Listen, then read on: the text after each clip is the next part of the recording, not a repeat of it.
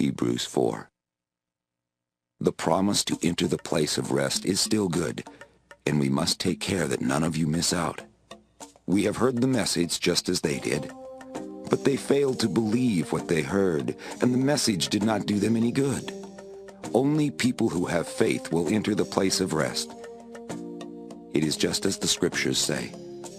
God became angry and told the people, "You will never enter my place of rest."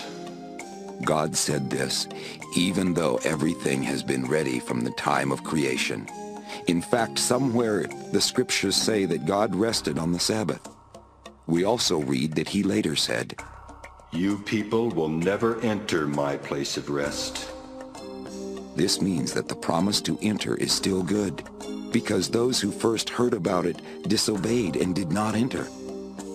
But much later, God told David to make the promise again, just as I have already said. If you hear his voice today, don't be stubborn.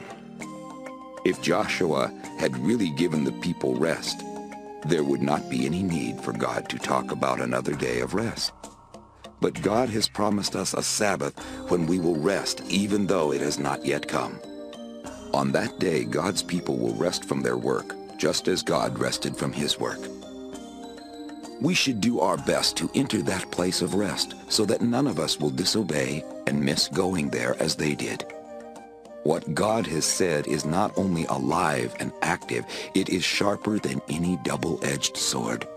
His word can cut through our spirits and souls and through our joints and marrow until it discovers the desires and thoughts of our hearts. Nothing is hidden from God. He sees through everything, and we will have to tell him the truth. We have a great high priest who has gone into heaven, and he is Jesus, the Son of God. That is why we must hold on to what we have said about him.